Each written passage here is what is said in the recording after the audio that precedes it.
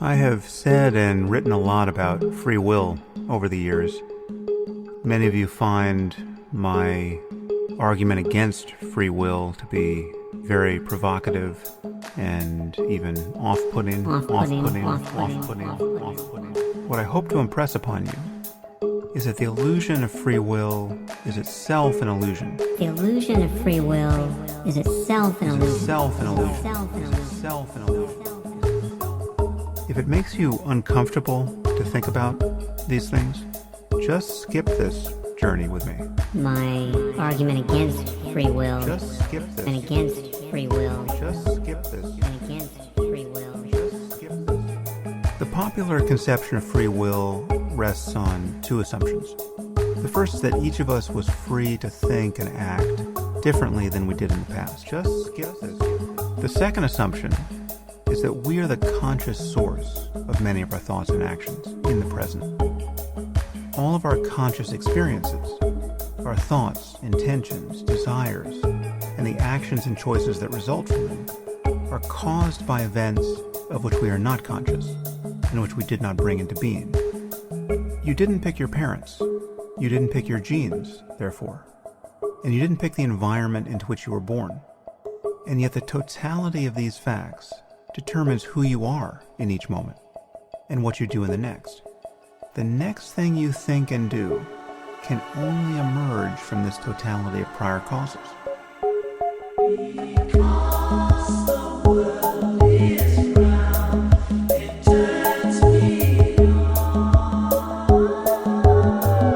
This is Infants on Thrones. Baby steps. You want someone to preach to you? The philosophies of men. I like magical toys. You want religion, do you? Mingled with humor. I don't believe in them. There will be many willing to preach to you the philosophies of men mingled with humor. We are evolving. Baby steps. You can buy anything in this world of money.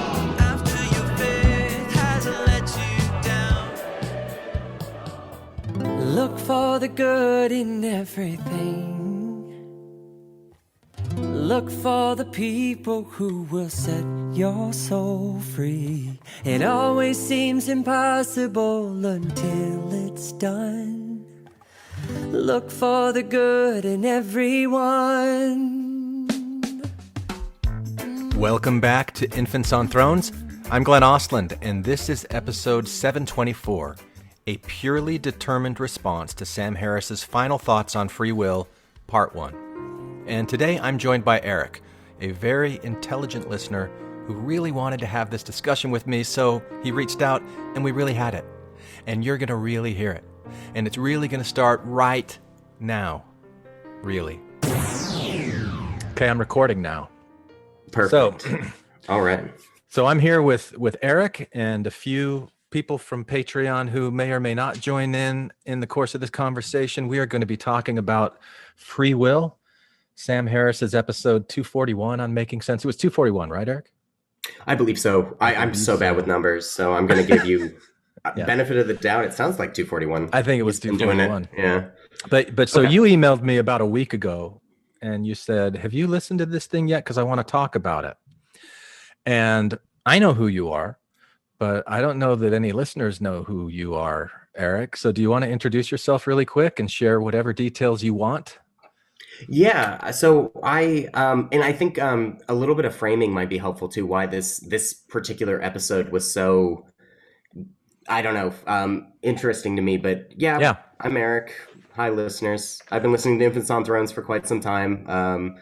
I was Mormon for a bit, like most of us. Left when I was 19. The mission just wasn't for me. And I'm just trying to make my way of it in the most positive way possible. I think you have such an interesting job. And I know there's some strange things going on with it. Do you want to talk about it at all?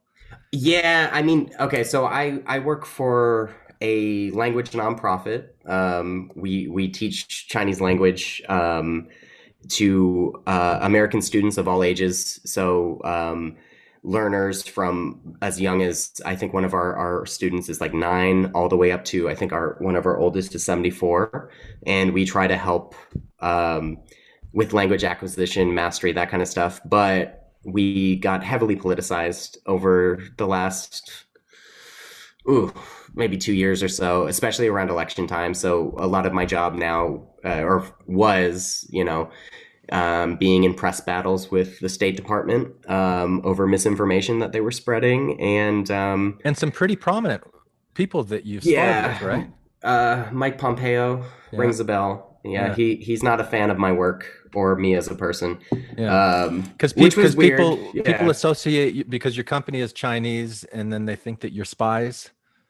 Yes, I've been accused many a time. I'm here. If I am a spy, this is probably, I'm not very good at it, clearly. I think number one rule of spying is to deny you're a spy.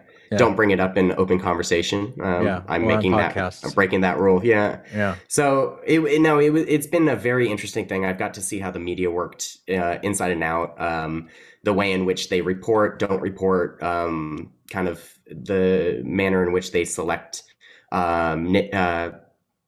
things that they can use to weave the narrative that they are trying to sow, and ways in which they conveniently ignore other things. And this is across spectrums. I'm not being partisan at this point, because I have been on the battle end of both political spectrums. So just a lot of trying to navigate that and somehow come out the other side. And I've scored some victories against people, like I said, like Mike Pompeo, which is a weird thing to even say at my tender age of 31. Yeah. But yeah, that's my job. I really love it. I'm very passionate about people learning Chinese. I was a Chinese major. And it was a very influential language, philosophy, culture, that kind of stuff. And, just trying to make it out here in the world like the rest of us. Yeah. All right. So Eric, let's frame this conversation, and I've put together some audio clips like I do every once in a while. So we're gonna play the audio clips and then talk about them. And most of them are from Sam Harris's episode 241, Final Thoughts on Free Will. But I did bring in some clips from the book Inner Size and from Michael Singer's The Pathway to Surrender. Talking about the brain, because that's really what we're talking about today. So why don't you set the stage and talk about why this topic of free will was interesting to you, why you think it's relevant to a Mormon / ex-Mormon audience or a Mormon / ex-Mormon worldview. Yeah. So I really did a lot of thinking as to why this was so, why this stuck with me. A lot of Sam Harris's work on concepts around free will, consciousness, that kind of stuff has always piqued my interest. And I think what it came down to was, when I was 14, I suffered a traumatic brain injury. And I woke up. I literally got an extremely severe concussion, woke up 2 days later, and was a completely different person. And kind of going into Sam Harris's preface at the beginning of this episode, where he says that the concept of free will is intricately linked with the concept of self. Yeah. And I think that's something that could be parsed a little bit more than he did. But I do generally believe that is the case. I think a lot of our conception of ourselves is locked into the idea of us having free will. And having woken up a completely different person, and having to navigate, it was like I was a stranger to myself, and it was like I saw the person I was before, and it was like that was just a stranger who happened to share memories. Yeah. And the reason did you snap back to the person you were before? Or are you still no? So you're Eric 2.0. That's what I've referred to it as Eric 1 and Eric 2. I know that's going a little Jungian. I don't know if you've read or Dr. Seuss.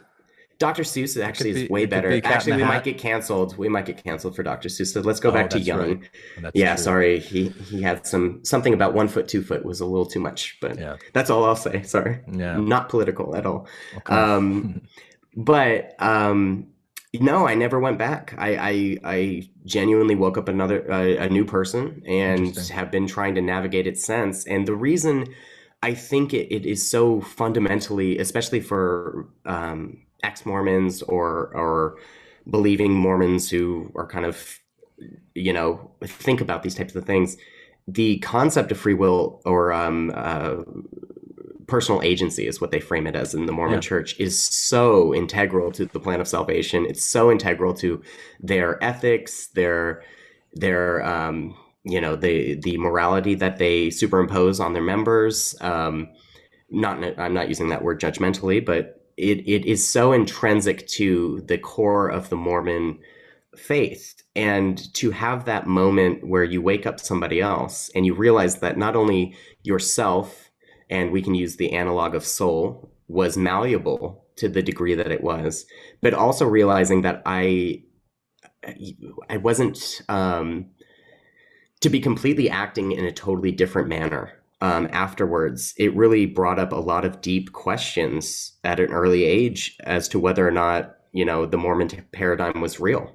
And in a lot of ways, that might have been one of the pinnacle flag or signposts of my exit journey, was recognizing that some of these immutable qualities. That's interesting. So is it because you felt like your personality pre-brain injury was an extension of your eternal spirit and soul, and then when your personality changed, you wondered how could that happen if it was really part of your eternal soul?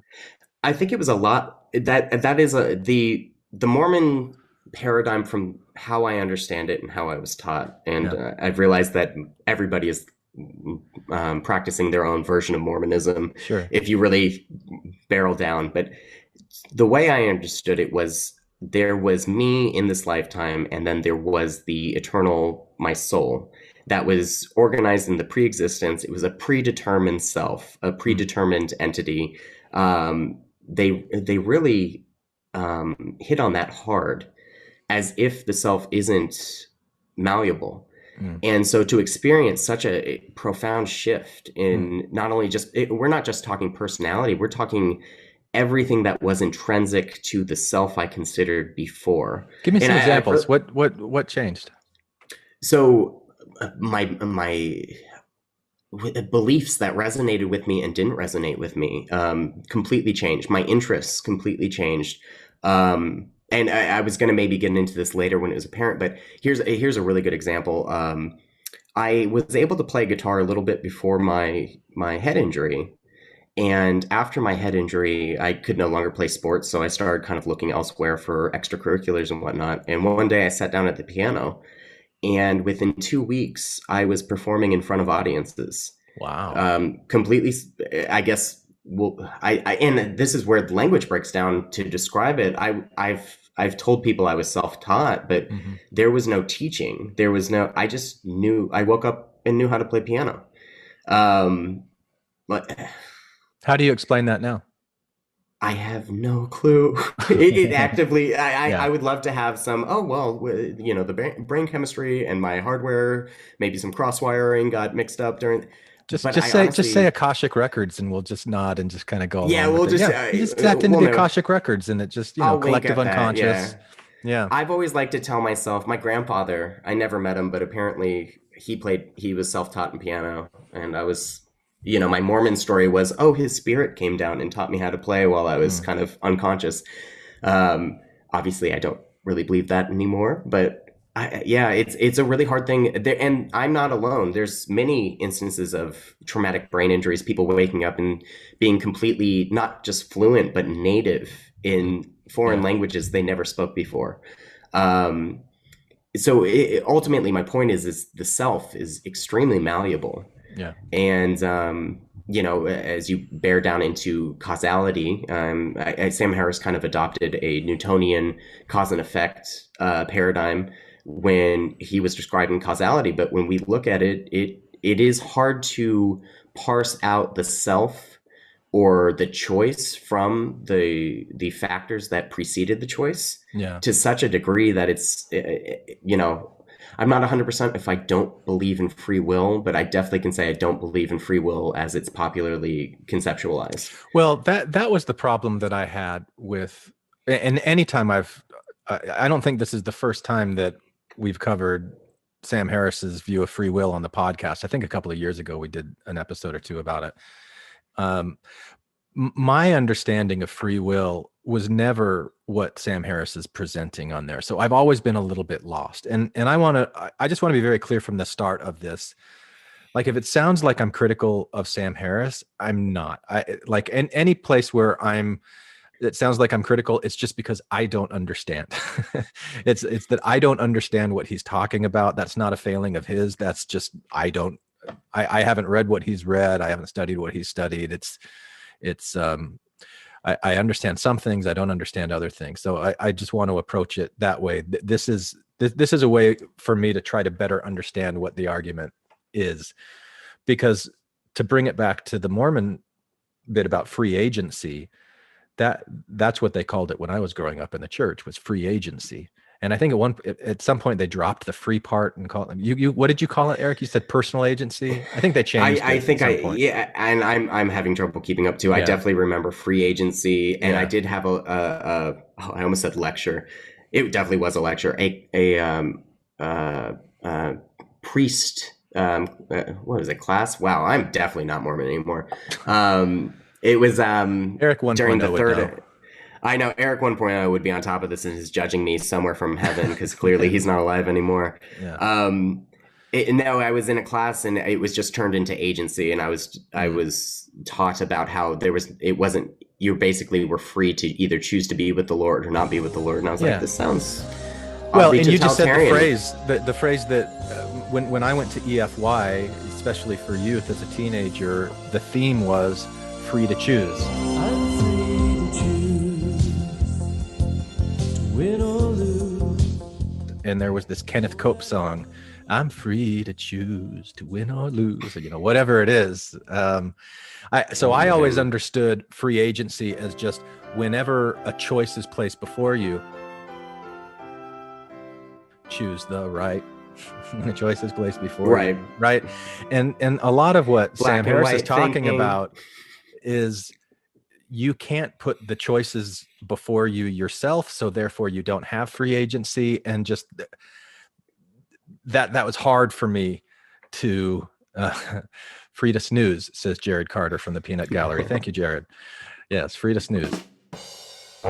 We were not at EFY free to snooze. They would come by and make sure we were not snoozing, actually. I think intellectually they were encouraging snoozing. Turn off your critical thinking and I don't think sit as a robot. I don't think they really wanted that either. But anyway, so this idea of choosing what's placed before you has always been so fundamental to my understanding of what conscious existence is, that to listen to a podcast where Sam Harris is saying that free will doesn't exist, I think his definition of free will and my understanding of free will don't match up, and that's where a lot of the confusion has been on my part. But let's jump into it with the first clip here. You ready to hear this, Eric? Yeah, let's do it. Let's do it. Second here. Can you hear it? I have said and written a lot about free will over the years, and I wanted to get all of my thoughts, or my most effective thoughts, all in one place. Many of you find my argument against free will to be very provocative and even off-putting, and many of you mistake it for a philosophical argument that doesn't make contact directly with experience. So I want to see if I can do this all in one pass and actually bring some of you along with me into the end zone here. All right. So he's setting the stage there, Eric, to take you into the end zone. What did you hear in the clip that I just shared? So this might be unique to me. What it sounds like to me, and from my familiarity with some of his other works, is Sam Harris is arguing for a phenomenological approach. Tell me what you mean by the word phenomenological. So phenomenology is it was a philosophical study that rose to prominence, I believe, in the 1920s. And what it does is it takes human beings' experience at face value. It doesn't try to bog it down with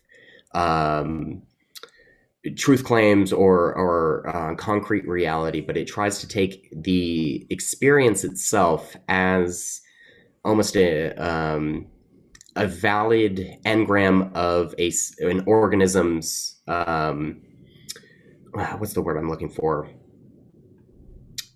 Basically, experience itself is valid outside of concerns of absolute truth.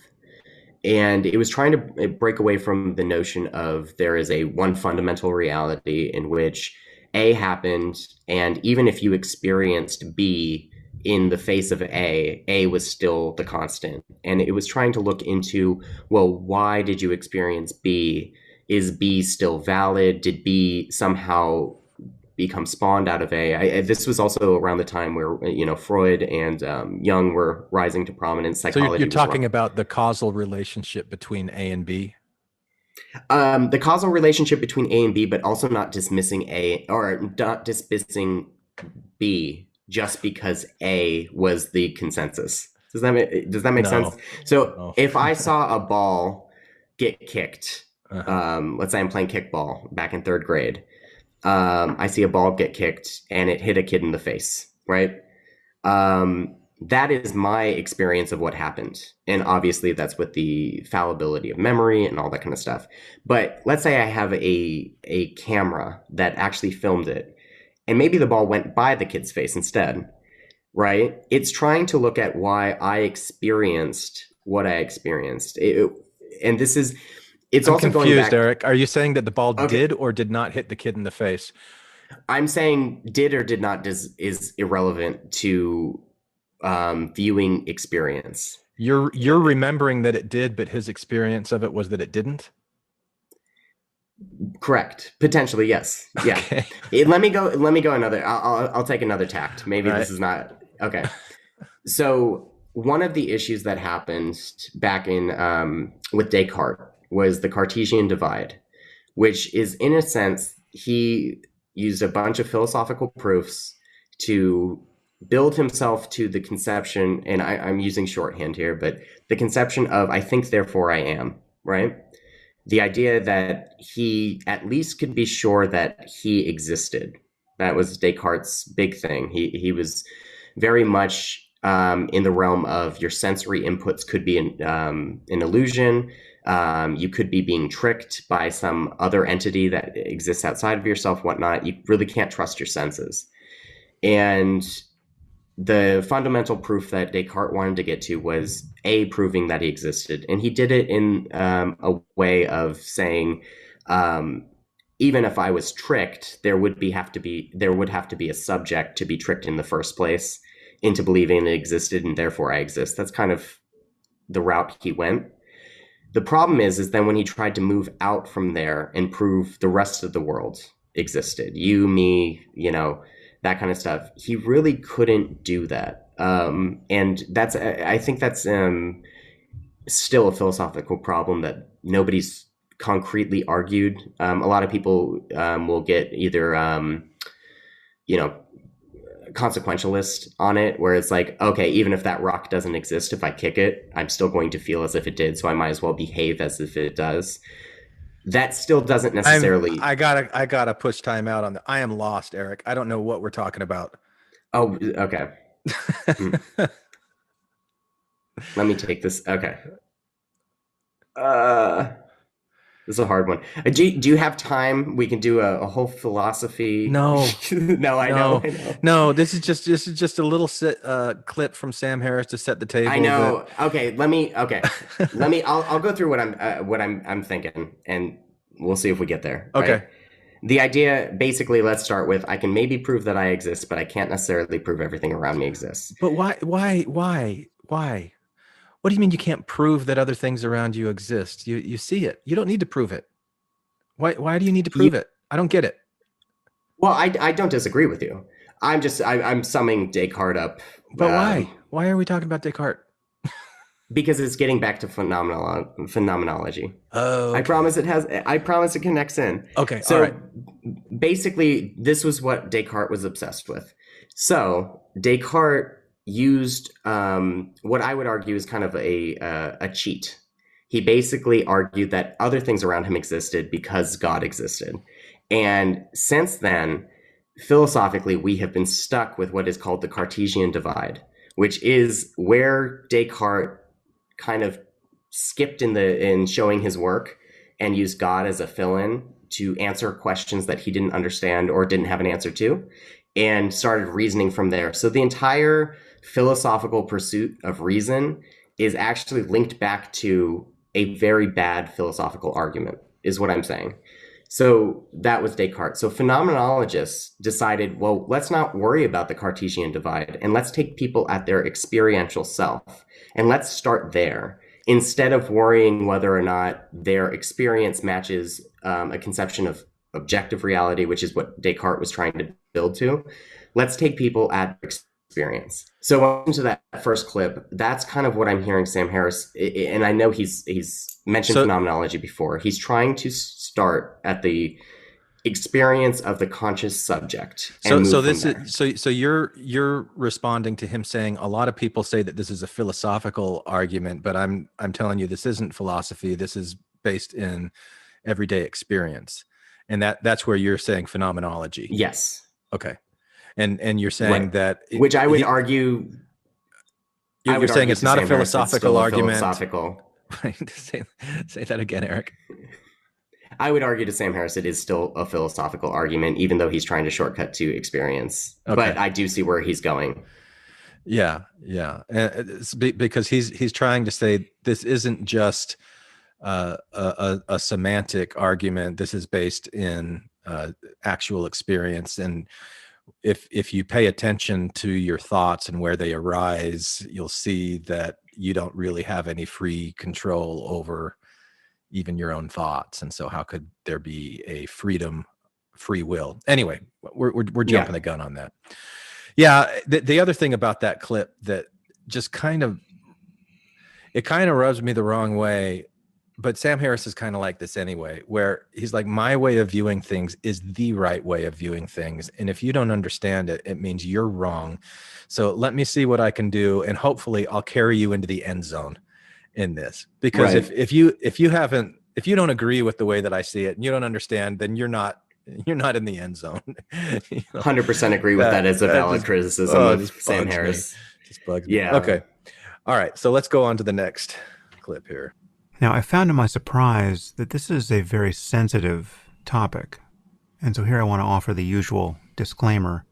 If it makes you uncomfortable to think about these things, you need to be the judge of whether this discomfort is healthy and worth pressing into, or whether it's actually bad for you. And in the latter case, just skip this journey with me. Yeah. So the reason that jumped out to me is because he's going to be spending so much time here talking about free will not existing. But here he's saying, judge the conversation and make the choice to skip it if it's something that you're deeming is too hard for you. And I'm wondering what is the mechanism for making that choice, or even the request that he's doing if he's saying that you don't have free will? That is a great question. I don't know. I thought that was a weird part too. But I think it speaks to my misunderstanding of what he's fundamentally talking about in the first place. He's not saying that you don't have the ability to choose, the ability to make choices. He's saying that it's not free. And I think the biggest thing that he's saying, and a huge value that I see of him talking about this, is the relationship of the small ego to the big self, if you want to think of it that way. And we're going to get into that more in other clips. But I just thought it was a little ironic that he's starting from the beginning saying, if this is too much for you, then just go ahead and use your agency, use your free will. I listened to this a couple times and I found a couple places, and I think that is in a sense part of why he is saying that it is so fundamentally possibly concerning to people, is our language is so inundated with this concept, even on maybe a subconscious level, as we're forming sentences. The idea of the self, the idea of a free agent or somebody with free will making this sentence that I'm currently making now. Yeah. And it goes through every part of our legal system, of the systems that we put up in place, of government, of the business world. So I think what he's trying to say is this can make you very uncomfortable. And I do agree with him in a certain way that, I actually had this long conversation with my father, still believing Mormon, about free will, where I basically step by step went through Sam Harris's argument. I kind of wanted to see how my dad would react, if I'm being honest. And I could see it making him uncomfortable, as he didn't really have good counter arguments for what I was proposing, but he clearly didn't want to believe it either.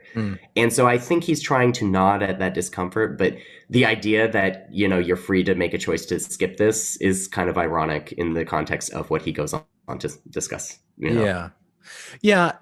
But I think it's only ironic from the perspective of misunderstanding and my own misunderstanding of what he's saying about free will. Because as I was going back and putting these clips together, I listened very carefully. And there are times where he says, of course you still make decisions. Of course you still make choices. Mm-hmm. It's if you think that you are in charge of all of it, and that there aren't these deterministic factors that are bringing things up, setting the table for you, so to speak. Like, you're not setting your own table. The table's Right. being set for you. And I'm not sure I totally agree with that either, but we'll get to that. Okay. So let's go on to the next one. What I hope to impress upon you is that the illusion of free will is itself an illusion. There is no illusion of free will. And there are no subjective facts about it to reconcile with the truths of physics and neurophysiology. The popular conception of free will rests on two assumptions. The first is that each of us was free to think and act differently than we did in the past. We chose A, but we could have chosen B. You became an accountant, but you could have decided to be a firefighter. You had chocolate ice cream last night, but you could have picked vanilla. It certainly seems to most of us that this is the world we're living in. The second assumption is that we are the conscious source of many of our thoughts and actions in the present. Your sense of deciding what to do in each moment seems to be the actual origin of your subsequent behavior. You feel you want to reach and pick up an object, and then you do. The conscious part of you that wants and intends and perceives seems to be in control of at least some of your thoughts and actions. However, there is every reason to believe that both of these assumptions are false. All right. So let's take those two assumptions. Are you clear, Eric, on the first assumption that free will is based on, and the second assumption that it's based on? Sorry, I think I just dropped. Can you restate the question? I got the clip, but I think I just dropped out for a sec. Okay. So he mentions here that first of all, he says that there really is no illusion of free will after all. The illusion of free will is itself an illusion, which if that's a nice way to confuse people. Right there. Oh, absolutely. The illusion is an illusion. But mainly he's talking about two different principles that this free will, the idea of free will, is based on. And the first of those is what? I think the idea of free will, and I'm kind of reading between the lines a little bit at what I think he's trying to get at. I don't know if his language is necessarily the most accurate way of describing it, but in my view, what he's trying to say is if thoughts or whatnot are something that emerge from our subconscious or exists, from this darker, kind of oblivion and rise up, we have the experience of making choices. But when you really peel back, you're realizing that the options through which you think that you're making choices, you don't even have control over the options that arise in your awareness. Yeah, and that's the second point that he mentions. Mm-hmm. The first point is that you could have chosen something different than what you actually chose. So last night you had chocolate ice cream, but maybe you could have had vanilla. Or you could have become an accountant, but you became a lawyer instead. And so if you're looking at the past and you're thinking, I could have made a different choice, that actually there's no evidence that that's ever possible for you to have chosen anything differently than what you did. And there's certainly no mechanism for you to go back in time and make that choice. Then the second one is more along the lines what you're talking about, the deterministic nature of the way that thoughts arise in consciousness and the way that these options pop up. They're determined by prior causes that the conscious thinking self isn't in charge of and isn't putting in front of you. They just arise naturally. Yeah, I think he's kind of tapping into the Jonathan Haidt in his book. And you're the one who The Righteous Mind. Yes, The Righteous Mind. When he was talking about people who had lobotomies, and they were choosing, they would a command would be given to a part of their brain that was not lobotomy. Sorry, they had their what is it? Corpus callosum. Yeah. When that got severed, they were able to give commands to one half of the brain, like stand up. And then they would ask the participant, why did they just stand up? And because the two hemispheres were unable to communicate, the subject would make up a story. Oh, I had to go to the bathroom. But upon further asking, no, they didn't have to go to the bathroom. They didn't know why they stood up. I think what he's talking about is the experience of, oh, I chose chocolate ice cream. That narration that fills in the blank kind of post hoc. Yeah. And I think what he's trying to say is that most of what we're doing with our conception of, oh, I have free will, is a post hoc construction of actions that you would have made every time.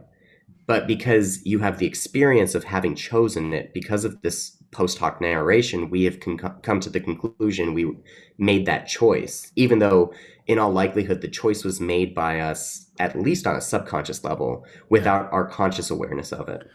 Yeah. Jonathan Haidt also talks about that in the context of why do you feel creeped out by certain things that you feel creeped out by? So he would give these different models, like a brother and sister that had sex, and asking a subject what they think about it, and they'd say, well, that's gross. Okay, well, why is it gross? And they give the reasons. You could have kids that are deformed or whatever, and they go, okay, well, they're both on birth control. They both made sure that it didn't happen. Now what? Oh, it's still gross. Why is it gross? Because of it. So they're always like searching for some rational explanation to explain why this feeling arose in them. But what Jonathan Haidt or the study that he was citing we're able to show is that those stories come after the feeling arises. So the feeling of disgust arose first, and it wasn't for the reason that people said that it was, but there were subconscious reasons, unconscious reasons that then that conscious portion of the mind were just making a guess at, and that was the post hoc explanation for it.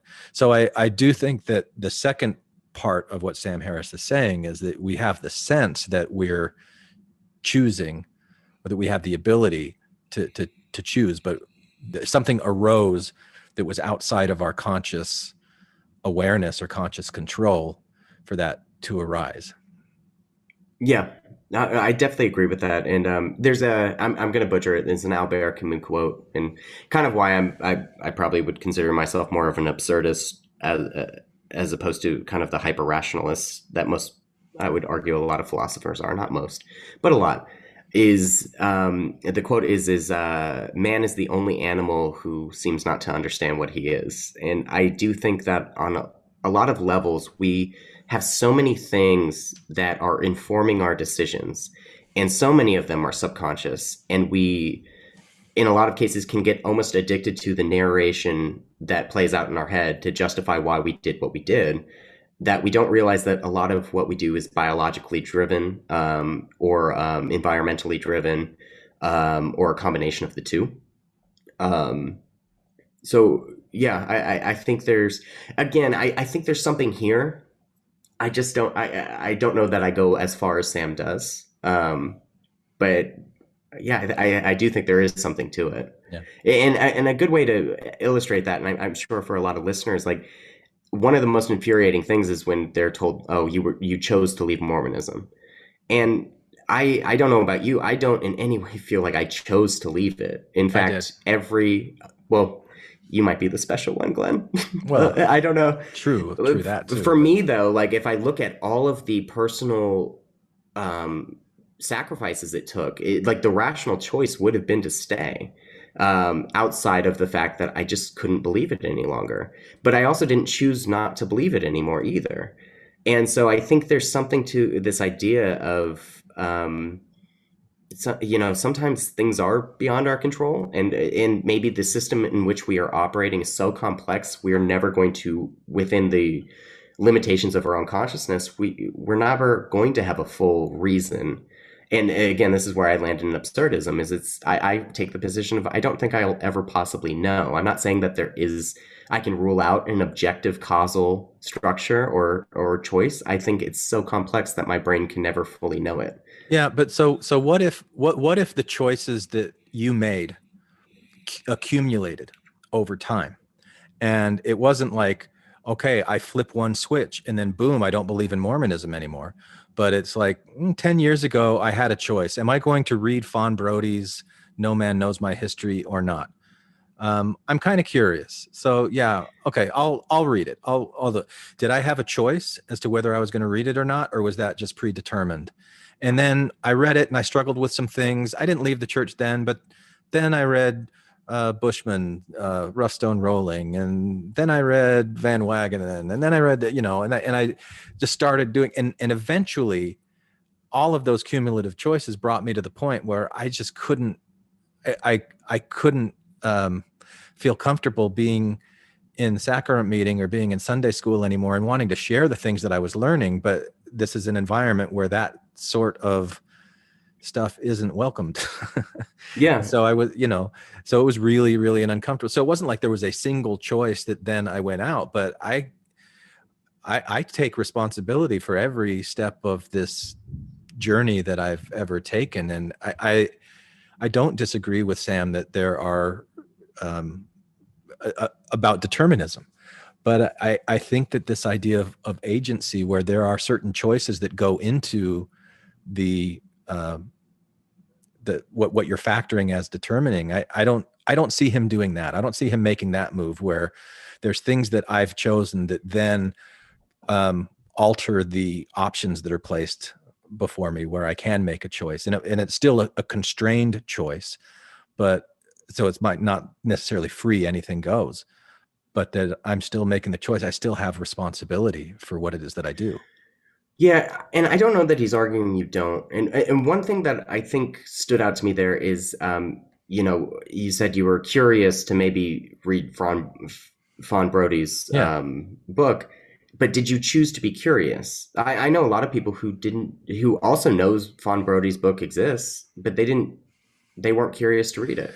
I chose to do whatever it took to get me in that place to be curious, I think. Yeah. But did you, and that's I guess a deeper question is why were you at that time in your life willing to go to that place? Was that something that you can through almost project an authorship over your life, as to say, like, no, I chose to be a curious person, and so when a curious thing happened, I knew I would take the curious route? Or were you already intrinsically curious, and therefore when an external factor happened, which was being introduced to that book's existence, it was always going to pique your curiosity whether you wanted to or not? So whether or not you chose that first step, I don't know that necessarily is choice. I think it's your nature interacting with an external factor. But that being said, hang on though. Yeah, go ahead. My nature is also a result of things that I've chosen to do or to avoid. Like, it all stacks together. It's not like a clean cut, you either are or you aren't. It happened over a long period of time. So like this innate curiosity that I had there, I can't go back in my life and see all of the times where I decided, I'm going to lean into my curiosity, or no, I'm going to avoid my curiosity because there might be consequences to doing it. And the environmental consequences sometimes would make me want to not be curious, and sometimes they would make me want to be curious. And so I was conditioned in certain ways to be more curious, so that by the time the Fawn Brody came around, I was more curious about what it said than I was afraid of the devil having any control over me, or, like whatever factor went into that being part of my nature, is also a result of different choices that I made up to that point. Yeah. Right. And I think so, but also he would strip it back even further. Did you choose to have the capacity to be able to read that book? I mean, what if you were born with a lower, I don't know, IQ and you never learned how to read? Did you choose to have the capacity to have that book? My father's read the book. He's still active believing Mormon. Did you choose to have the book hit you in the way it hit you?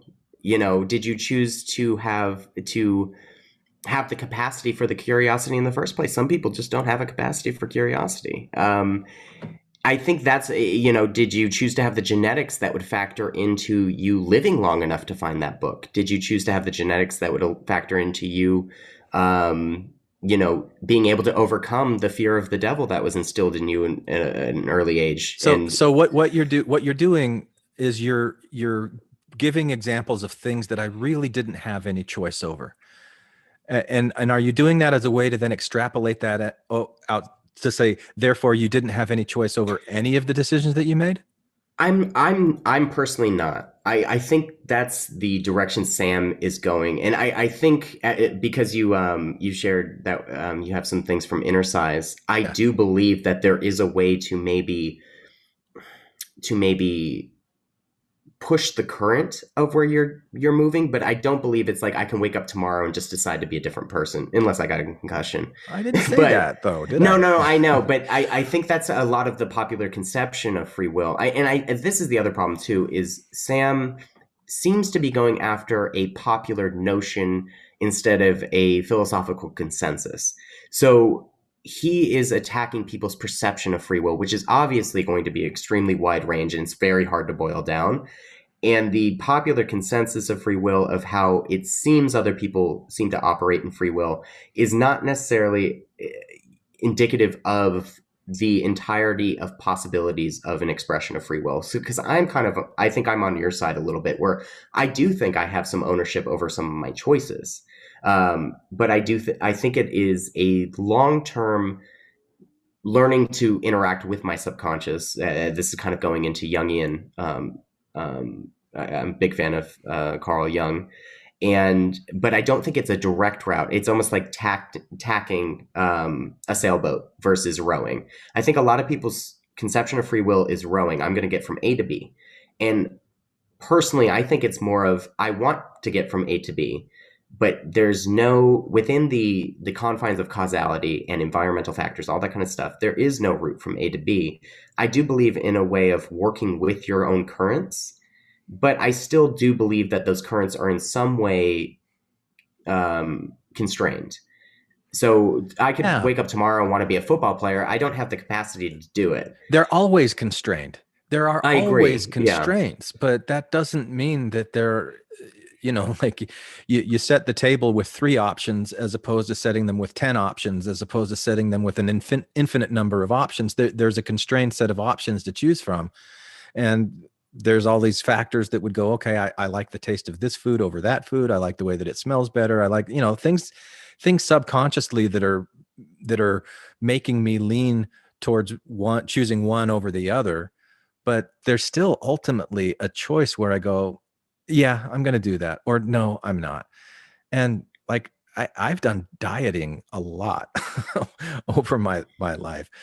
I know that there's times where I'm staring down a Snickers bar and I'm like, am I going to do it or am I not? Am I going to exercise my willpower here to not do this, or am I going to? And it's not like I can choose anything I want. Like I can make this a bowl of ice cream with my thoughts. No, it's still a Snickers bar. I don't have free will to do whatever I want, but I can choose whether I'm going to take it out of the wrapper and put it in my mouth or not. That's not. And I think this is, later when he says, don't confuse determinism with fatalism. Like he's saying, you're not fated to do certain things. It's just that the factors that you think that you have a range of control over arise outside of your ability to put them, like you're not setting the table yourself. The table's being set for you, but there's still some element of choice in there so that I can be the author of my life within constraints. I can't do anything, but Yeah. there's a lot. Well, Anyway, we're jumping really far ahead, and some of these we can things come keep up in going. other clips. So let's go on to the next clip. Okay. And let me just pause for a moment. We've got two people that are sitting in the wings here. Are either of you want to jump in and say anything to what Eric and I have been talking about? I really don't have anything that's interested in the Okay. conversation. All right. Thanks, Alan. All right. Okay, here's the next clip. All of our conscious experiences, our thoughts, intentions, desires, and the actions and choices that result from them are caused by events of which we are not conscious and which we did not bring into being. You didn't pick your parents. You didn't pick your genes, therefore. And you didn't pick the environment into which you were born. And yet the totality of these facts determines who you are in each moment and what you do in the next. And even if you think that you have an immaterial soul that somehow animates this machinery, you didn't pick your soul. The next thing you think and do can only emerge from this totality of prior causes. And it can only emerge in one of two ways. Lawfully, that is, deterministically, like one domino just getting knocked over by another, or randomly. Yeah, he spends a lot of time talking about determinism and randomism in there. But there was something that he said at the beginning, and I'm trying to remember exactly the way that he worded it, that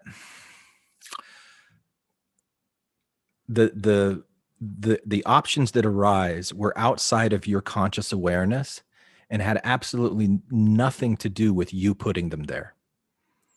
And that, like, absolute black and white statement, you had absolutely nothing to do to put them there, I can't agree with. Like, I can wrap my head around this idea that I have neural pathways in my brain that 98% of what's going on in my brain I have no control over, no awareness of, and a lot of the vast majority of the deterministic factors that arise are a result of my unconscious brain that I'm not doing.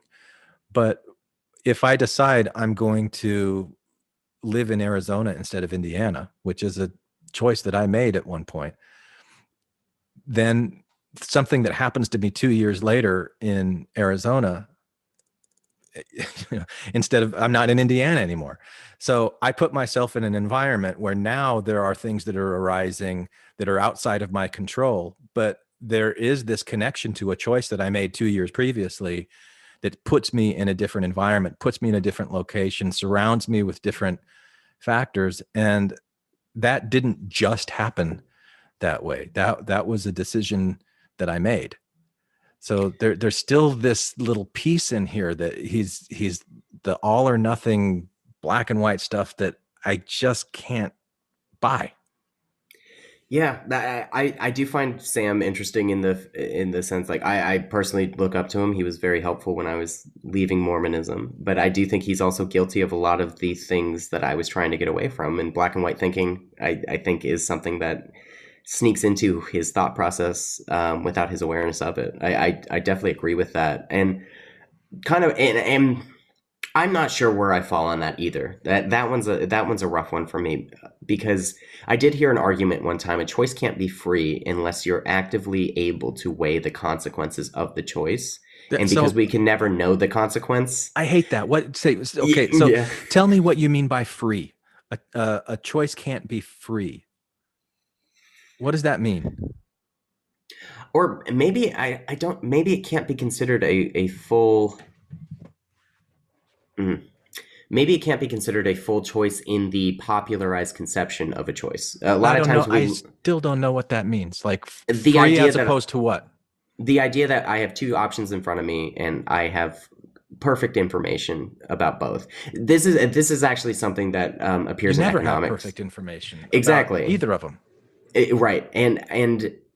But if you look at, I studied libertarian economics. Not that I am a libertarian nor that I agreed with a lot of what I studied, but that was part of my course load, and I had to take the class. And one of the ideas in markets was transparency was paramount in consumption choice. And so the idea was that unless there was a full transparency of the consequences of said purchase, it wasn't technically a free decision, and it can distort markets based on, if I'm buying a product and it turns out that product causes cancer, but I wasn't free to know that, markets won't operate properly. But yeah, man, I don't fully know. I'm going to be honest with there's things I feel I can speak to, but in this case, I think we're talking at something that is so difficult to separate from the experience of itself as well as the outward appearance of it, that I'm not really sure. And one of the things that kind of occurred to me as we were talking is we kind of can turtle all the way down on any of these things, where we can be like, oh, I made this choice, but I didn't choose to be the person who I was at the moment the choice presented itself. And therefore, I didn't choose my genes, my parents, my blah, blah, blah, blah. From a pragmatist perspective, I kind of sometimes will cut through that and just be like, yeah, but I still have to make the choice, as if. And kind of going back to, I love that quote. It's the Alan Watts one of like, I love magical toys. I don't believe in them. Yeah. I view the concept of free will, to me anyway, is kind of like a magical toy. I use it when it's valuable for me, but I don't necessarily believe in it. But I don't also necessarily not believe in it. It's a tool set that I can use at certain points, But yeah, man, I really don't know. I'm stumped. All right. So let me ask you this question right now. What color is your hair? It's blonde. Why? Genetics. Okay. Who is growing your hair and who is making it blonde right now? Right. So as an organism, me. You are. Okay. Yeah. It's not anybody else that's doing that to you. It's you. You might not think of it as you because you're identifying with the conscious part and you're not consciously saying hair grow now, blonde now. You're not consciously doing it, but you're doing it. And so this is a distinction that I don't think that Sam makes clearly enough when he's saying you didn't do it. Like, is he talking about, so there's, I think of, if I took a blank piece of paper from my printer and I draw a big circle that fills up the entire paper, and I say, okay, this is my nervous system. This is what my brain does. Everything that my brain does is in here. And then there's this little tiny piece, like I'll take a dime and I'll trace that inside of the bigger circle. This little smaller circle, that's what I'm aware of. Just the little piece of my ego, which is also part of my nervous system, but I'm just not aware of everything that's going on. And I think what he's saying is that a lot of times what's going on in your subconscious mind, what's going on in the big circle, but isn't aware of the little circle, it kind of comes into your awareness so that little circle gets aware of it. And the little circle thinks that it created it, but it didn't create it. It came as a result of all of these other predetermined things that are going on in your subconscious, but that's still you. Right. It's still you. And so to then say, but you didn't do it. Like you, the conscious little dime, little circle, you didn't do it, but the big you still did. And so it's that relationship between that small egoic self and the larger inner self or higher self. And I don't mean that in any kind of a woo-woo way. I just mean your true self. It's doing your hair and your eye colors and regulating your hormones and beating your heart and doing all of these things, growing your fingernails, all of the stuff that is keeping your body in homeostasis that you're not doing is still you. Yeah. And I think Sam has a tendency to over-identify with the conscious self as the definition of self, which is a weird thing to say for he meditates a lot and whatnot. And I think when you take a more holistic view of the self and you recognize that you are both your conscious and unconscious processes, that's kind of the space I'm in personally. I do think that there's a kind of the potential to reclaim ownership over both of those things. And so, yeah, I think when I hear here, and he does pay a little bit of lip service to the idea of like, you are not the you that pumps your blood. But I think for him, he has a tendency to over-identify with the conscious self. And for me, I take myself as a totality. I view myself as both the things I consciously choose to do and the things I don't consciously choose to do, which has put me to a space of making the question of free will almost...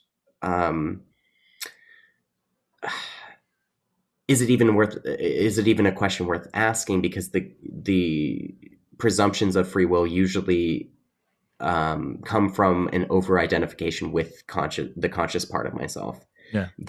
And that's where I think that what he's doing is super valuable to highlight that difference between the smaller you and the bigger you, and that there is a much bigger thing going on that we really don't know very much about. But it knows what it's doing. Mm-hmm. Yeah. I don't have to worry about beating my heart. It's happening. I do have to worry about what I eat to, like raise my cholesterol or high blood pressure, if I'm going to get type 2 diabetes or something like that. But anyway, let's go on to the next clip here, Eric. What do you think about that? Yeah. All right. And this is where I'm going to end part 1 of my discussion with Eric. But if you're just getting warmed up and you want to hear more of my thoughts on free will, stick around for 2 extended Easter eggs. The first one is a little riff that I just created while editing this and listening back to that last clip that I shared from Sam Harris. There were some other thoughts that I had, so I recorded a little something, and that's coming up. But the bigger Easter egg is a Patreon exclusive episode that I guess isn't going to be so exclusive anymore, that I posted last week as I was preparing my thoughts for today's discussion. It's where I talked through a lot of that big circle, little circle, conscious self, subconscious self analogy, and I want to share it here along with another request to any of you who are listening to this podcast, enjoying it, but have not joined Patreon to help support my efforts in creating this podcast. Now, Patreon gives you a lot of extra content, but it also gives you the good feeling of helping someone who you appreciate, assuming that you appreciate what I do with this podcast. So please come and support me on Patreon and stick around for an extensive Easter egg or 2. You're totally free to choose that, I promise. And as always, thank you for listening to Infants on Thrones. Put down the weapons that you use against yourself. You don't need them anymore. Hey there, thanks for listening all the way to the end. Now, I really hope that you enjoyed today's episode. I have more to say about this topic, and I'm going to do that with a follow-up behind-the-scenes sharing time episode on Patreon. So, if you're in a position where you can throw me a few dollars each month to support the work that I put into creating this podcast, please come and support me on Patreon, where you'll also get access to additional content. Did you know that I also create sharing time episodes that are available only to Patreon subscribers? I've been doing that for a few years, so there's a lot of content there that you can have access to.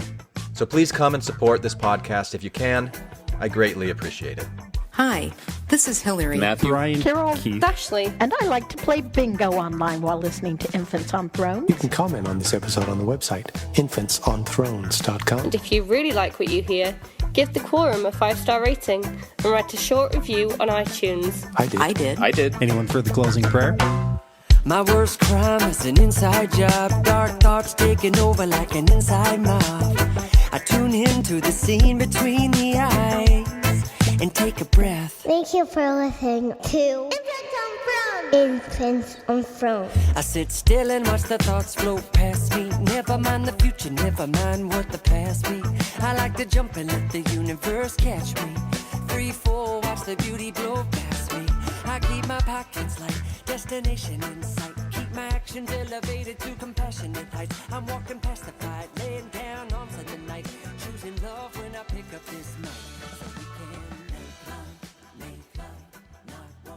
All of our conscious experiences. Is this only our conscious experiences, or will this also apply to our unconscious experiences? All of our conscious experiences, our thoughts, intentions, desires, and the actions and choices that result from them, are caused by events of which we are not conscious, and which we did not bring into being.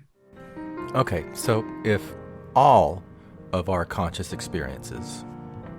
Like, for example, I'm sitting here editing a podcast.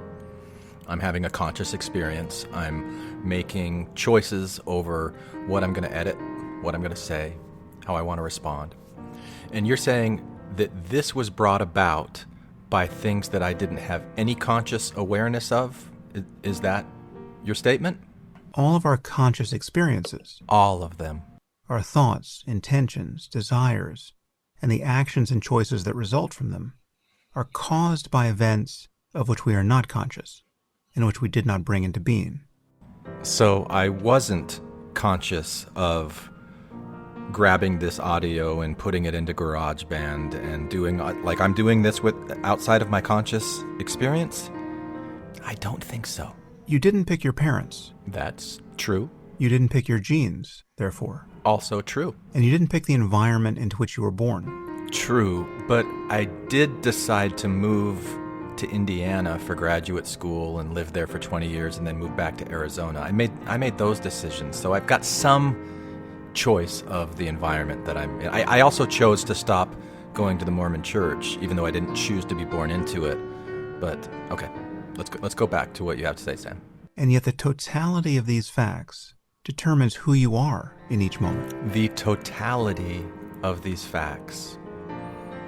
So the environment and my genetics determines who I am. And that's it? It's just my genetics. What determines whether my recessive genes become active and express themselves? Well, I guess that's the environment. And I guess the environment also can extend to my own physical body. So if I'm stressed out and my body's releasing a lot of cortisol, that could be something that would trigger one of my recessive genes to maybe give me high blood pressure if I didn't previously have high blood pressure. So, okay, so that's another example of environment. But what if the reason that I'm stressed out is because I decided to watch a movie that's really scary, and that's why the environment was the way that it was, or maybe the environment, I went to a place that I just really shouldn't have, and I put myself in a bad situation. I was in Rio de Janeiro once, and the people that we were visiting said, "Don't walk past this place, especially after dark, because Americans get kidnapped here quite a bit, and it's just dangerous. Don't do it." So I chose not to, even though one of my colleagues really wanted to go and explore, and he in fact did, and it scared me to death. So I stayed back, and he was fine. He was totally fine. But what if I had gone and I'd put myself in a situation where there was a lot of stress and I was kidnapped, and then I had a lot of cortisol from that stress, and it triggered one of my recessive genes in such a way? You talk about the totality of these things being from your genes and your environment, but you don't factor into the equation that choices that we make can impact at least our environment. And by association, then whether our recessive genes or active genes are triggered or repressed. So I think that when you're talking about the totality of these things, that there's an important piece that you're missing, that you're leaving out. And that's the consequences of prior choices that I've made that then fold into this idea of an environment. And yet the totality of these facts determines who you are in each moment and what you do in the next. And even if you think that you have an immaterial soul that somehow animates this machinery, you didn't pick your soul. I think this is irrelevant. Why are you bringing up a soul? The next thing you think and do can only emerge from this totality of prior causes. Okay, it can only emerge from the totality of prior causes. And the next thing that I did after listening to you said that was to make an edit and to record this. And if I hadn't chosen to make this podcast episode in the first place, well, then that wouldn't have been an option. So in the totality of emerging forces, you have to include the consequences of choices that I made previously. And not say that I didn't have any agency over whether I made that choice or not. I didn't have to make this episode. The next thing you think and do can only emerge from this totality of prior causes. And it can only emerge in one of two ways. Lawfully, that is, deterministically, like one domino just getting knocked over by another, or randomly. Okay. And I know you stick more towards determinism than you do randomism, even if you allow for an element of randomness. But in the deterministic model, where you have one domino that's hitting another domino, some of those dominoes are the consequences of choices that I previously made. So I put myself in a position over time to constrain the options that I have available to me. Or the way that I learned it as a child in the Mormon church. Eeny, meeny, miny, mo, you can choose the way to go. I don't like to study and I don't like to learn. Books are such a big bore. I don't care if I go to school. I'm not gonna try anymore. I don't like to get up and I love sleeping in. All I wanna do is to play. I'll lie around the house till noon and wear my pajamas all day. This was clearly before COVID. When you choose the very first step on the road, you also choose the last. So if you don't like the end of the road, you better back up, you know you better back up fast. The end of this road is to be dumb. Eeny, meeny, miny, mo, you can choose the way to go. But if you choose wrong, you will pay something for it every day. Oh, welcome back to Infant Nursery Hour. You want someone to preach to you? With your host, Glenn Ostland. You want religion, do you? It's sharing time. There will be many willing to preach to you the philosophies of men mingled with humor. Yeah. You can buy anything in this world. Uh-huh. Look for the good in everything. Look for the people who will set your soul free. It always seems impossible until it's done. Look for the good in everyone. Hey there, Patreon supporters. Here's another sharing time bonus episode for you. To set the stage, I've had several listeners reach out to me about Sam Harris's recent messages on free will, asking me what I think about it. So I started listening to his podcast. I haven't finished it, but I give some musings on that this morning. So you're going to hear that. And then I also got summoned by my stake president to come in for a meeting. And should I tell you now what the results of it were, or should I make you wait to find out? Maybe I'll make you wait to find out. But it isn't what you think it is, unless, of course, what you think it is what it is, and then you were right. But you'll find out. So that is your sharing time today.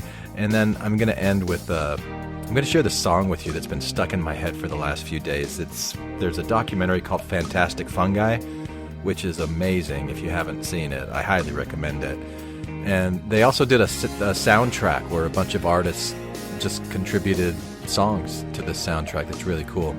And so I'm sharing one of the songs. It's called Heal This Land. Like I said, it's been stuck in my head, so I'm sharing it with you today at the end. So enjoy your Patreon-only exclusive sharing time content today, and I'll talk with you again soon. You're not on the riverbank watching the stream of consciousness, because as a matter of experience, there is only the stream, and you are identical to it. This is not a metaphysical statement. I'm not talking about how consciousness relates to the physical universe. I'm talking about your actual experience in this moment. As a matter of experience, you are not having an experience from someplace outside of experience. There is only experience. You're not on the edge of your life looking in. You're not sitting in the theater of your mind watching a life movie.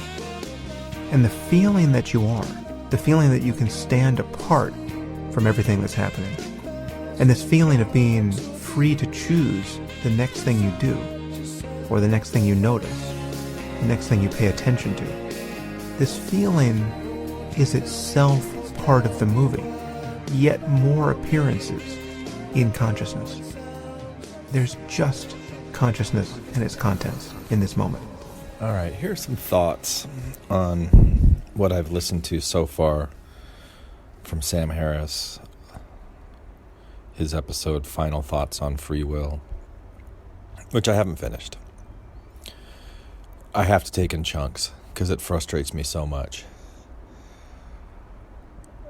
Because there's so much of what he says that I totally recognize as being accurate. But the conclusion that he comes to, I just don't understand the concept of free will that he's rebutting. You know, who he's reacting to and responding to. Because my understanding of free will isn't the same that he does. So anyway, this was the image that I had. If you picture just like a blank piece of paper, a white piece of paper, you just pulled it out of the printer tray and you draw a big circle that fills up the entire page. Just a empty circle. And we're going to say that circle represents your nervous system, your brain, your central nervous system, your entire nervous system. And think about everything that your brain is doing. It's balancing your hormone levels, it's growing your hair, it's doing whatever is happening that makes your eyes the color that they are. It's beating your heart, it's breathing your lungs, it's circulating your blood, which I guess is beating your heart. It's splitting the cells, replacing cells that have died. It's just doing so many things. It's also,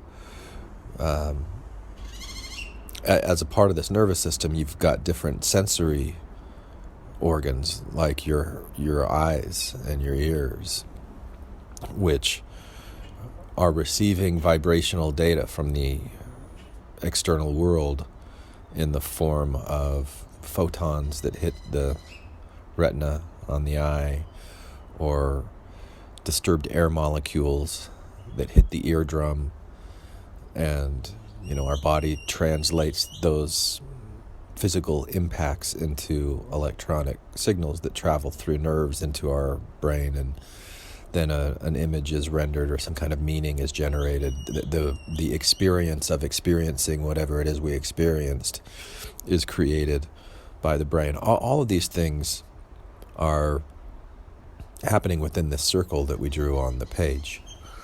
And now if you take maybe a dime and you put the dime anywhere on that circle and just trace around it, so now you've got a really small circle inside of a very, very big circle. And I don't know if this is the right size or not, but that dime-sized, pea-sized thing is the conscious awareness that is what people talk about as your ego or your personality. And I think what Sam Harris is saying is that our experience of life is the perspective of this small dime-sized circle inside of the larger circle. And we're really unaware of the larger circle. which one is us? I mean, we said that big one is your brain. So that's all you, right? You're doing it. All of the thoughts that you think, all of the feelings that you feel, it's being done by this larger circle that's you. But that small conscious part, we're just aware of what we're aware of. And usually we're getting information that comes to us being the small little dime-sized portion of our nervous system. It's coming from the larger nervous system. It's coming from the bigger circle. So it's still coming from us. But it's coming from our unconscious self, our subconscious self, our superconscious self, whatever whatever distinction you want to make. It's still you. It's just not the conscious you.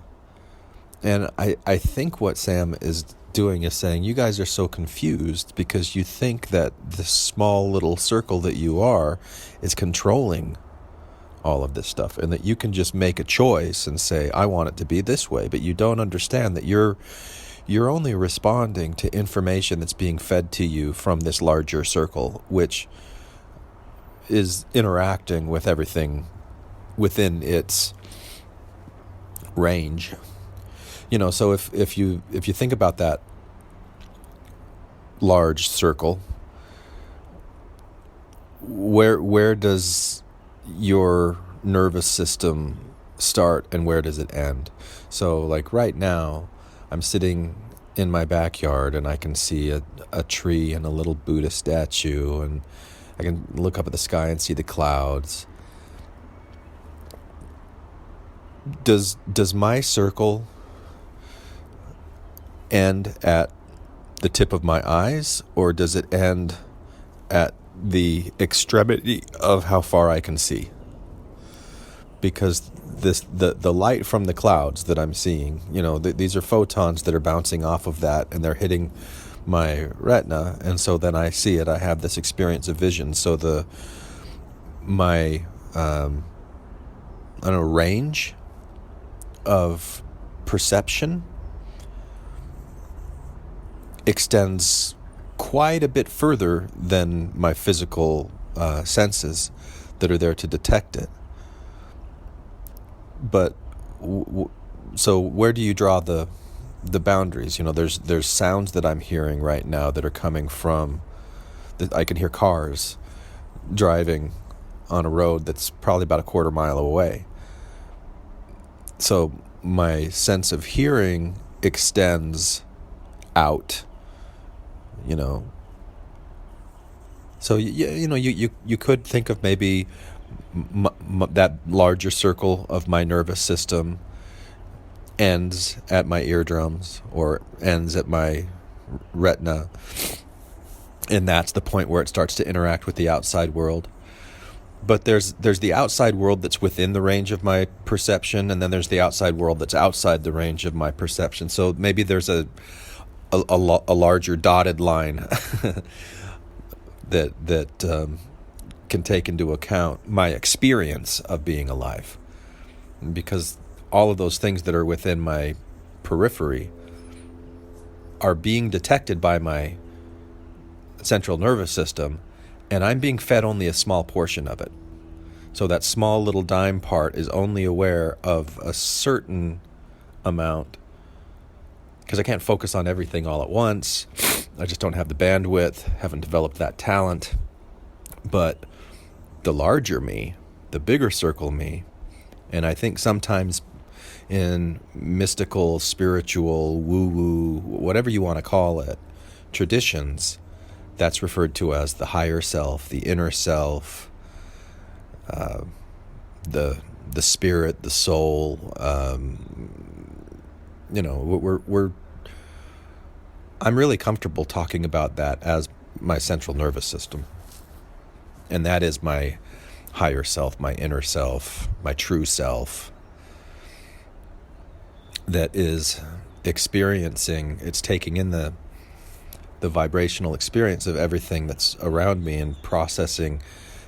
processing it to provide a sliver of that my conscious awareness can engage with. And I think what Sam Harris is saying is that small little dime size you, the small you, not the big you, doesn't have as much freedom and doesn't have as much control of the world as it feels like, as it seems like. Because again, we're being filtered by our larger self. There really is no way for causes to arise that would make sense of this notion of free will. But I'm making a much more fundamental claim about the nature of conscious experience. I'm saying there is no illusion of free will.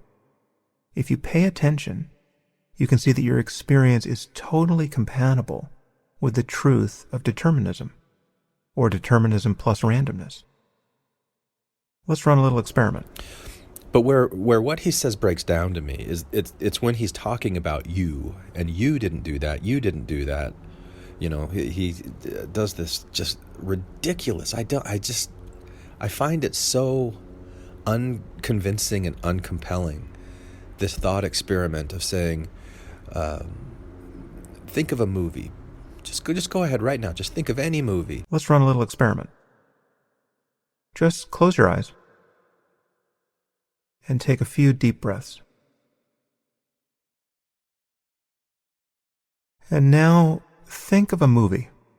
It can be one you've seen or just one you know the name of, right? It doesn't have to be good. It can be bad. Whatever comes to mind. Doesn't matter. And pay attention to what this experience is like. A few films have probably come to mind. Just pick one. And pay attention to what the experience of choosing is like. Now, the first thing to notice is that this is as free a choice as you are ever going to make in your life. Right? You are completely free. You have all the films in the world to choose from, and you can pick any one you want. And you can pause this audio and take as long as you want. Now, let's do that again. Right? I want you to become sensitive to this process. So forget the first film and choose another. And again, pay attention to what you actually experience here. What is it like to choose? What is it like to make this completely free choice? You got a new film? Okay. Do it one more time, right? Just clean the slate, think of a few more films, and choose one. Did you see any evidence for free will here? Because if it's not here, it's not anywhere, right? So we better be able to find it here. So let's look for it. Well, first, let's set aside all the films you've never seen or heard about, and whose names and imagery are unknown to you, right? Needless to say, you couldn't pick one of those. And there's no freedom in that, obviously, because you couldn't have picked one of those if your life depended on it. But then there are many other films whose names are well known to you, right? Many of which you've seen, but which didn't occur to you to pick. For instance, you absolutely know that The Wizard of Oz is a film, but you just didn't think of it. And if you thought of The Wizard of Oz, apologies, right? But you get my point. You can swap in The Seventh Seal or Mission Impossible or The Deer Hunter there. And if you're hearing this for the first time and you thought of all those films, well, then we really are living in a simulation. And it's all about you, apparently. So consider the few films that came to mind, right? In light of all the films that might have come to mind, but didn't.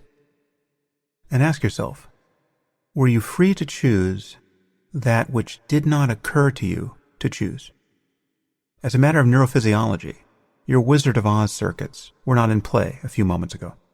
For reasons that you can't possibly know and could not control, based on the state of your brain, the Wizard of Oz was not an option, even though you absolutely know about this film.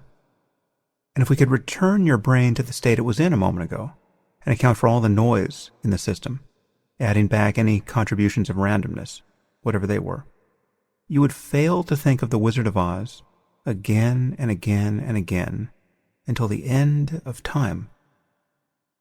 Where is the freedom in that? It's important to see that whether the universe is fully determined or it admits of randomness, the picture is the same. Okay, determinism gives you no freedom, obviously. It would just be mere biochemical clockwork. But randomness gives you no freedom either. If you knew that your next choice of a film would be the result of a random process, some quantum roll of the dice, that would be the antithesis of what most people mean by free will. There's no will in that. And if that same random influence appeared 1 trillion times in a row, just by chance, you would think of the same film 1 trillion times in a row, just by chance. I mean, no matter how we think about causation, whether things are determined or random, or some combination of the two, there's no place for you as the conscious subject to stand that isn't downstream of causes that you can't inspect or anticipate. Everything is just appearing in consciousness. Again, focus on the experience here. You can forget about the metaphysics. Free will is an enduring problem for philosophy and science for one reason. People think they experience it. They feel they have it. Do you experience it? Again, if it's not here, it's not anywhere. Right? The only constraint you've been given is to think of a film. And you can pick any one you want. And you can take as long as you want. It is likely that every other choice you have made in your life has been more constrained than this one. What job to take, who to marry, whether to have kids, who to vote for. Most choices in life are much more obviously constrained by other variables than this one. So if you're not free to simply pick a film right now, I don't know where you're going to find free will anywhere in your life. You know, he does this just ridiculous. I find it so unconvincing and uncompelling, this thought experiment of saying, think of a movie. Just go ahead right now. Just think of any movie. There's nothing that you could do that could duplicate the illusion of free will more than thinking of a movie. You can think of any movie. You know, you're free to think of any movie. You know, of course, you can't think of any movies that you've never been exposed to, that have never, because here's another part of that big circle. The big circle you isn't just everything that you're experiencing with your range of perception right now in this moment, but it's everything that you've ever experienced. Anything that's ever come into that sphere of awareness, whether you've been consciously aware of it or not, there is a record of that. There is data that's stored. And that data that's stored it's our deep storage database that anytime something new happens, we encounter something new, our brain compares it. Okay, what's that like? What is that similar to? Oh, that's similar to this experience that we had in the past.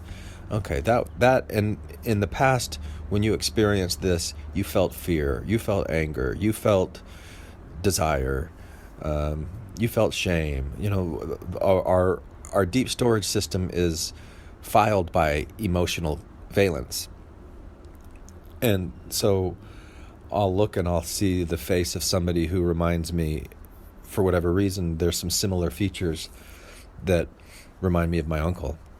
And I had certain experiences with my uncle that I didn't really like him. For example, I don't really have an uncle like this. I like all my uncles. But I'll start judging this other person based on the comparison to my past experiences with this. So where is that coming from? Like, did I choose to have that reaction? That little dime part didn't make a choice and say, I'd like to be prejudiced towards this person. No, but the larger part of me that does those comparisons, it made that connection, and then that comes into my awareness. So I think what Sam Harris is saying, you didn't choose to do that. You don't have free will in that sense. But which I agree with. But then to say you're not doing it, I don't agree with that, because you are doing it. But I'm not talking about the little dime-sized you. I'm talking about the big you that's doing that. And the little you does have some influence. So if you think about the big you that extends out to whatever the limits of your range of perception is, there's always this focal point in the center. I can see for 500 yards. I can move that range, and that little dime-sized me can say, I want to get up and I want to walk over here. No, I don't want to walk over there. No, I want to just sit right here. No, I'm gonna get in the car and I'm gonna drive over there. Like for Sam Harris to suggest that I don't have the ability to choose where I want to go, I mean, that's asinine. That's so contrary to the evidence of everyday life. So when he says, think of a movie, you'll never have a better example of free will than right here, right now. Think of a movie. You see, you don't know how it's happening, so you didn't choose it. Well, guess what, Sam? I decided not to think of a movie. And you know what else I decided? I decided to turn off the podcast at certain points because I was tired of hearing it. And then I decided to go back to it at different times.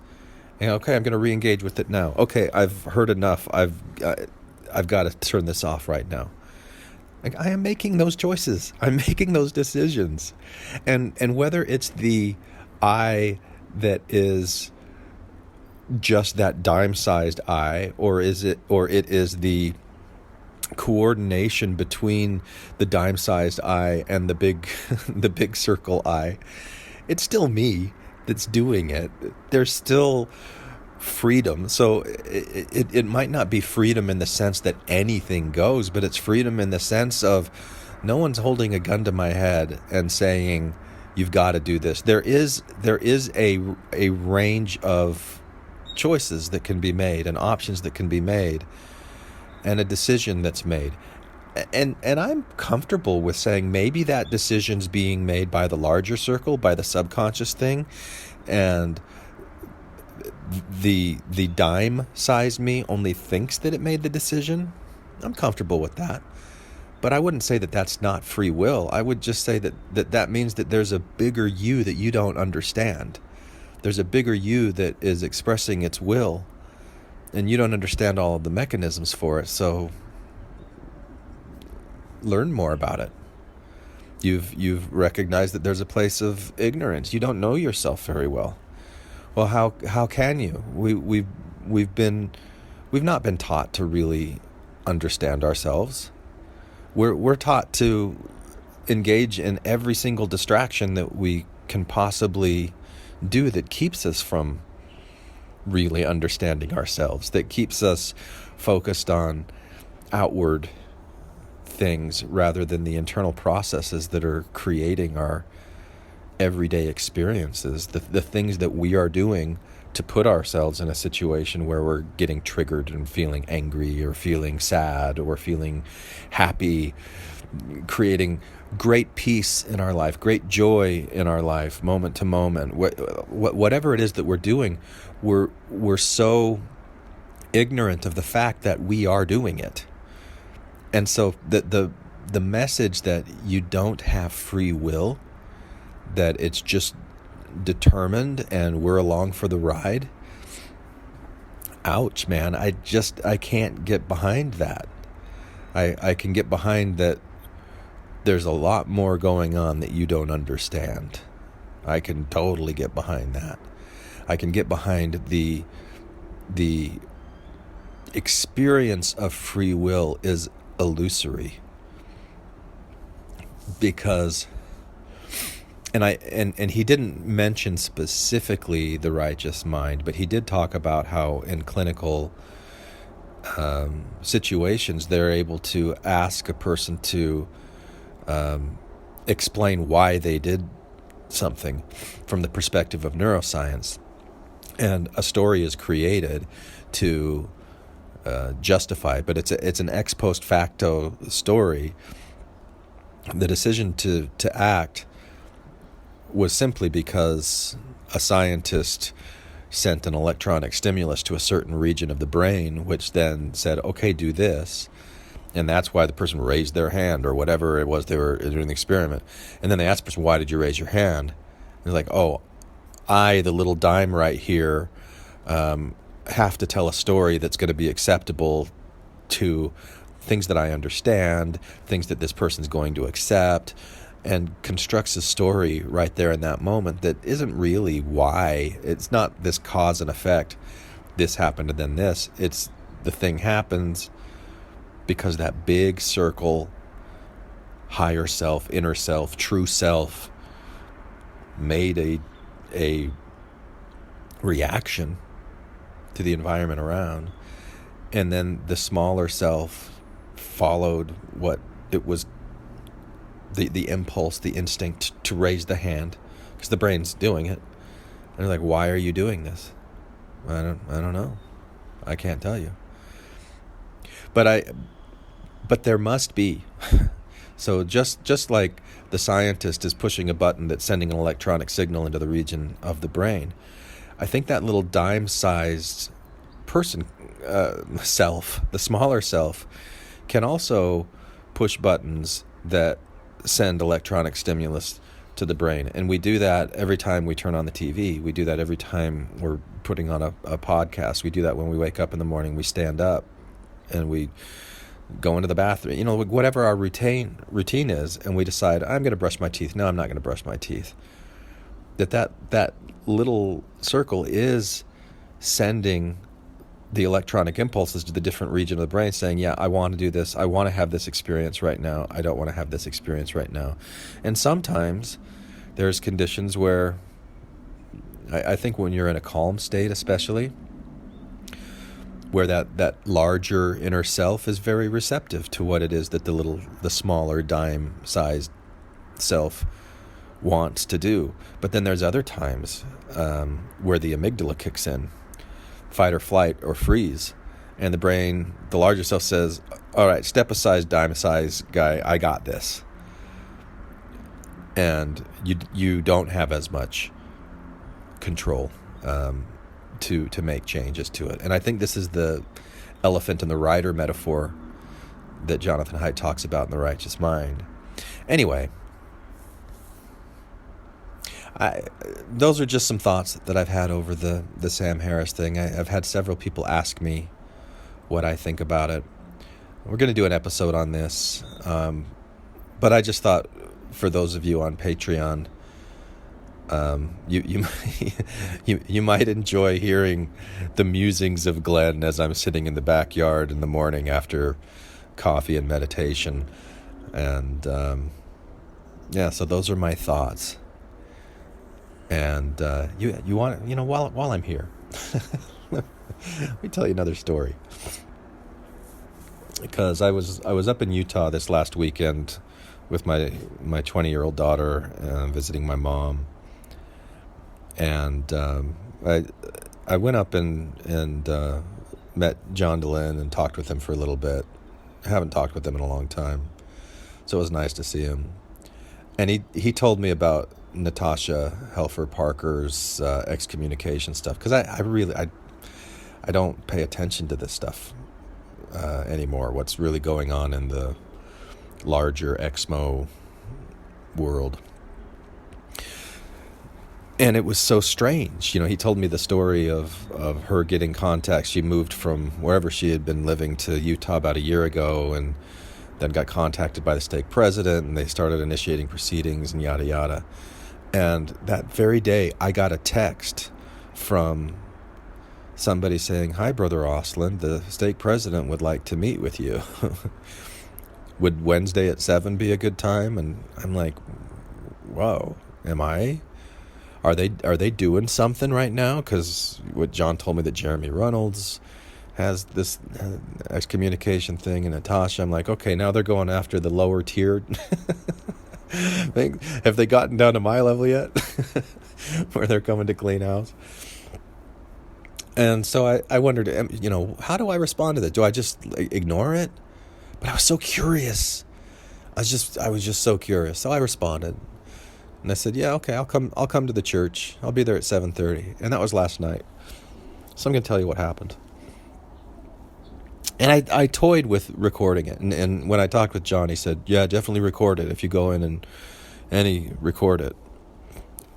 And I was planning on it, but there was something about it that just seemed like, why? Like if I'm recording it, that means that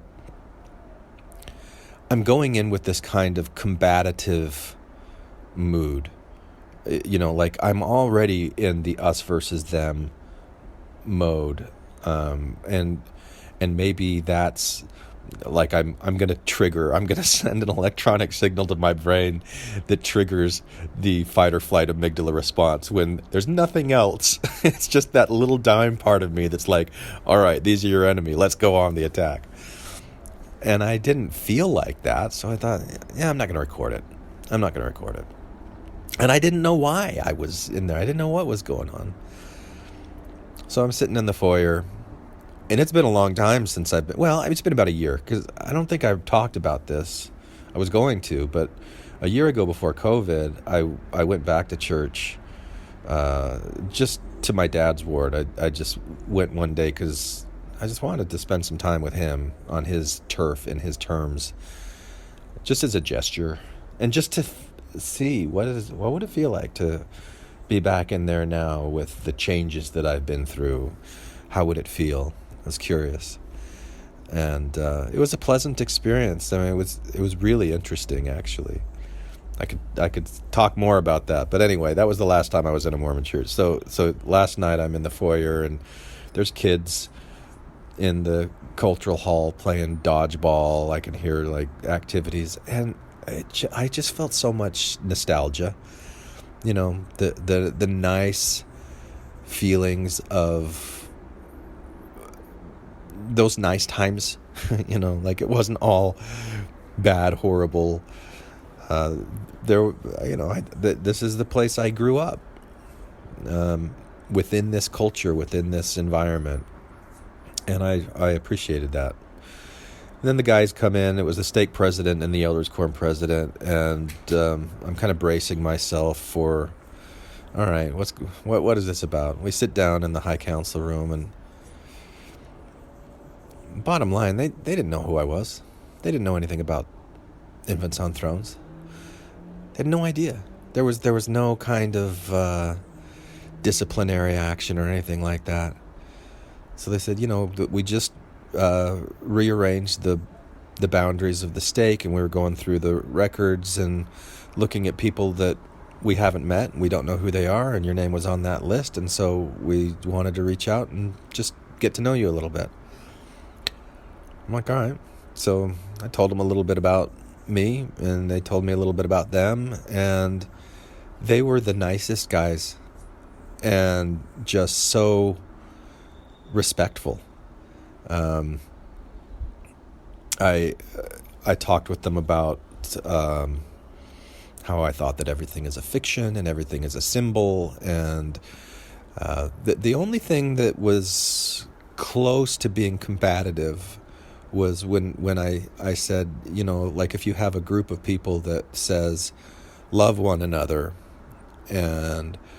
but then you don't really love one another. It's you talk about unconditional love as being the highest ideal, but then you put all kinds of conditions around the love. That was the closest that I got to any kind of a critique of Mormonism, and they both responded to it well, and I didn't push it on them. I wasn't obnoxious about it.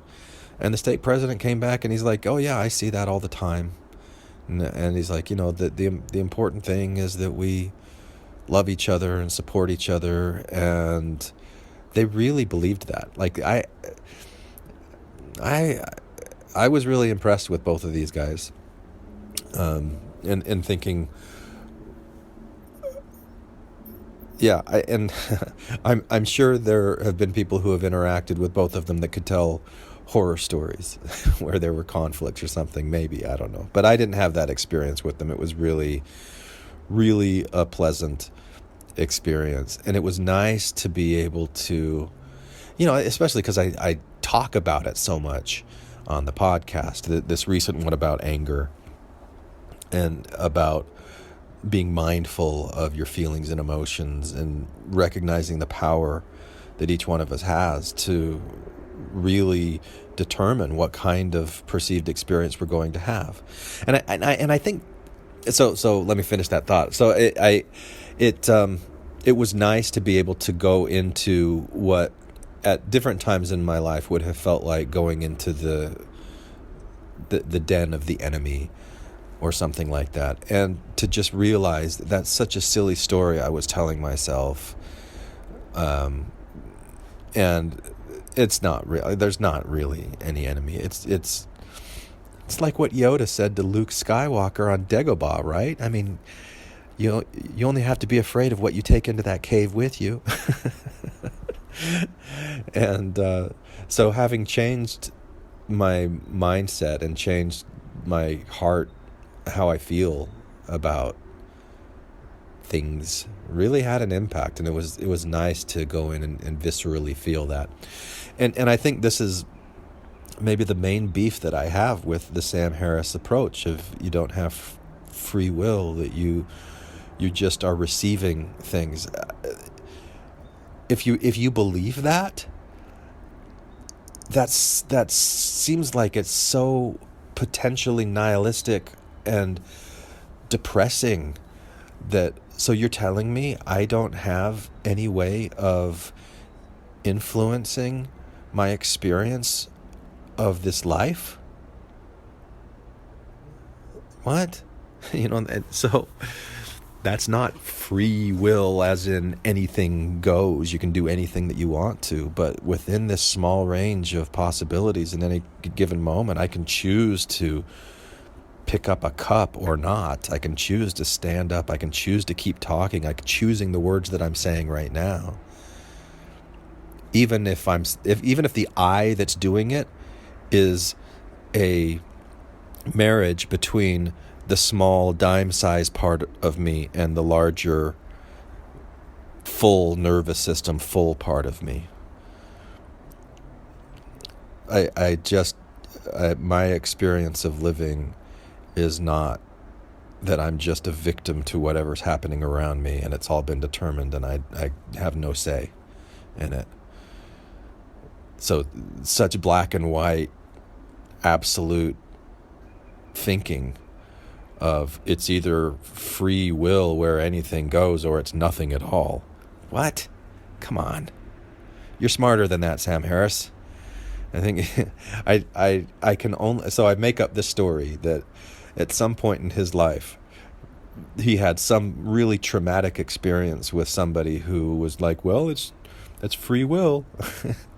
He's like, no, I don't like the experience that happened. I don't like this person's explanation of free will. I'm going to show that it's wrong. And he's just like double down on it so long that I don't know. I listened to him talk about this and I really get confused. So anyway, like I said, I've still have more of that podcast to listen to and respond to. And there is going to be an episode, a discussion, at least one, about that coming up in future weeks. So wanted to share that with you, and just want to give each one of you a very heartfelt thank you for supporting this podcast and coming with me on this journey for whatever it is that brought you into Infants on Thrones, whether you really related to Heather or John or Jake or Matt or Tom or Bob. I don't think anybody related to Bob. I'm just kidding. Or Randy. There were so many, I feel like Randy was really a big attraction and a big magnet. Just love that guy, and it's a different thing now. But I appreciate those of you who are willing to support the direction that the podcast is going and have reached out to me. Those of you who have reached out to me and explained how the podcast has impacted you in your life, and you guys are impacting it too. You're impacting me, and the different guests that we have on, and the conversations that we have, the direction that this goes, and I hope that continues. So I want to continue to extend the invitation to any of you who would like to contribute more in things that you say, ways that you participate. I mean, what you're doing in donating to the podcast is really helpful, like truly helpful. Like this is my main source of income right now. Having lost the job in January and trying to build up my coaching business, it's been really nice to have your support, your patronage, and that's helped to keep me afloat during this time. So I really appreciate it. Even though you might be saying, well, it's only a couple dollars a month, and then some of you maybe only $1 a month, but every little bit of that helps. And so I want to say thank you very much for that. And I hope that it's of value to you. I hope you're getting back at least what you're contributing to it, so that you feel that it's worth it to you. And like I said, if there's ever any other ways that you want to contribute with your time, your thoughts, your ideas, your voice, please reach out and let me know. And I just really appreciate what you do. So thank you for supporting Infants on Thrones, and we'll talk to you again later. So reach for me like the petals of a rose, bloom in its season, gentle and slow. My body is the mountain, the ocean, the river, the sand and the soil, the life giver. So come on now, my friend, speak to me, help me understand. Let us walk together. Take my hand and we will heal this land. Thank you for listening to Infants on Thrones. My body is the mountain, the ocean, the river, the sand and the soil, the life giver. So come on now, my friend, speak to me, help me understand. Let us walk together. Take my hand and we will heal this land.